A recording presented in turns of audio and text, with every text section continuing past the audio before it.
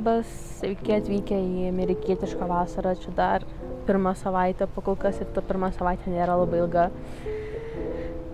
Čia tik gal kelios dienos, kiek 5-6. Tai jo, tai viskas prasidėjo gegužės 28, kai antrą nakties atsikėliau, labiau tas atsikėliau kabutėse, nes aš nemiegojau tą naktį, tiesiog iš streso.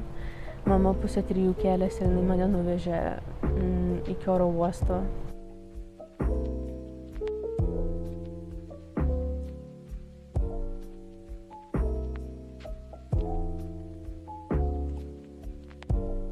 Mes ten buvom gal po 3:20 ir teko maždaug valandą laukti, nes po 4:20 kitas čekinant atidarė bagažui, nes mano skrydis po 6:20 buvo iki Kopenhagos. Aišku, dar teko šiek tiek palaukti skrydžio, bet viskas gerai, nuskridau Kopenhagą ir tenais teko laukti apie 6 valandas skrydžio į San Franciską. Aišku, aš tikėjausi, kad iš karto jau bus vartai paskelbti ir dabar galėsiu tiesiai įeiti iki vartų, bet dėja ne, jo paskelbė šiek tiek vėliau, tai teko palaukti ir nemažai palaukti, bet praėjau pasų patikrą, viskas gerai, dar turėjau kokią valandėlę palaukti iki pačio skrydžio. Tai jo, tai pats skrydis iki San Francisco šiek tiek prailgo, nes vis tiek tai žiūrėjau serialą, tai kažką snaudžiau, davė pavalgyti vištienos su bulvių koše, deserčiuką, jo, tai tokie, šiaip visai neblogai buvo. Davė ten ir pledų, ir pagalvėlę, ir tiksliau pledą, pagalvėlę, ausinės. Buvo galima kažką pasižiūrėti, bet aš tiesiog turėjau savo parsisiųstą serialą, kas iš dalies gerai. Po to nusileidau San Franciske, šiek tiek nuėjau iki to bandys, nusipirkau pavalgyti, po to grįžau namo, aišku, visokie čekinai, kitas skrydį, kitos dienos, taip toliau. Jo, tai tiesiog šiek tiek pačilinau ir ėjau iš karto miegoti, nes realiai kitą dieną, jau gegužės 29 mano laiku, Lietuvoje jau buvo irgi 29 dienos vakaras. Aš variau vėl atgal San Francisco oro uostą ir skridau iki Fresno. Ir nuo Fresno tenais keliavau traukiniu iki Merced ir nuo Merced variau autobusu iki pačio parko, kurį matom už manęs. Jo, atvažiavome gan vėlai, gal 7 vakaro pusę 8 vietos laiku, čia buvo 29 gegužės.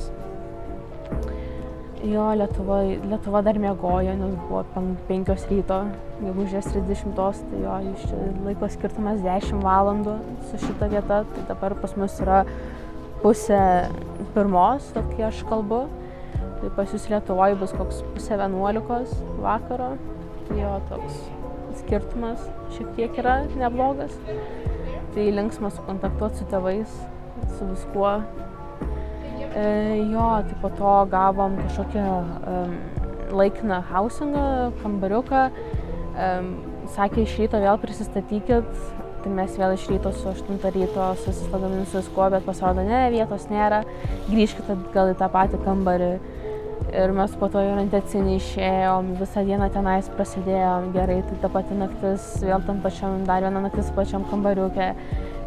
Po to, kol susitvarkiau, antrą dieną orientaciniai buvo irgi, ir po to nuėjau į HR tvarkyti, žodžiu, dokumentų, nes kaip G1 studentė, tai reikėjo biškį susitvarkyti tenais. Ir man po to atėjo housingo, žodžiu, irgi vadovas, tai jūs turite persikelti. Ir irgi gan staigi, bet mes dar spėjom pasimti uniformą, bet jau nebespėjom to paties vadovo pasigauti, kuris mums sakė, kad mus perkels, tai mus bandė perkelti kitas. Gavom kažkokią kaip ir namuką nedidelį. Tai jo, bet ganėtinai netoli, tai mes naudojamės realiai tą pačią barako virtuvėlę ir dušų vonę ir visais kitais privalomais, kuriais turėjom tam kambarėlį irgi. Tas kambarėlis buvo tam pačiam barake, tai kas iš dalies iš kitos pusės gerai. Tai pakol kas mes gyvenam ten Ir aišku, aš pagal planą buvau nuėjus irgi pas menedžerę, pagal planą turėjau pradėti dirbti sekmadienį. Turėjau pradėti dirbti sekmadienį, birželio 2. Tačiau man HR'as pasakė, kad kol nesusitvarkys dokumentų, negali pradėti dirbti. Tai aš realiai turiu ne vieną laisvą dieną, o 2 iš eilės. Ir jo, tas toks labai linksma. Tiesiog pahengiauti, nes aš tiesiog nebeturiu ką veikti, dėl ko biškį emociškai sunku, nes turiu prisigalvoti ir neliūdėti. Tai jo, bet kaip nors jau ramiau, nes kažkaip reikia dar adaptuotis prie viso šito, prie visos aplinkos, nes aš dar kartais galiu ir pasiklysti ir viską, nes aišku, kad aš atvažiavau 29, tai kiek čia 4-5 dienos, tai dar pakankamai neilgai. Tai jo, tai jau rytoj bus pirmadienis pas mane ir eisiu į HR, pabaigti dokumentų tvarkytis ir galbūt greitai pradėsiu dirbti. Ir aišku, aš užsiprašiau namelio, kad būtų ir vietos, kur apgyvendinti, kad arčiau darbo, nes tikrai nenoriu ilgai vaikščioti toli ir ilgai, ypač vėlai, kitą dieną anksti darbą. Tai jo. Tai šiandien iš manęs tiek, nes daugiau nieko tokio labai ir neįvyko.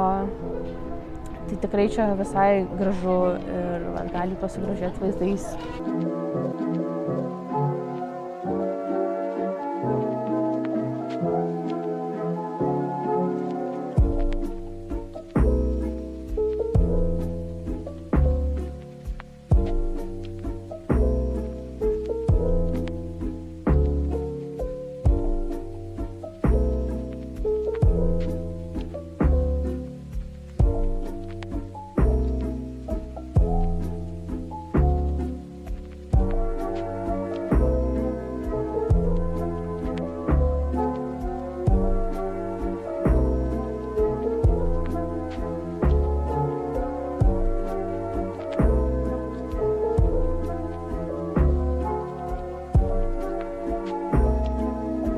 Tai jo, tai ačiū, kad tiek žiūrėjot ir iki kito karto.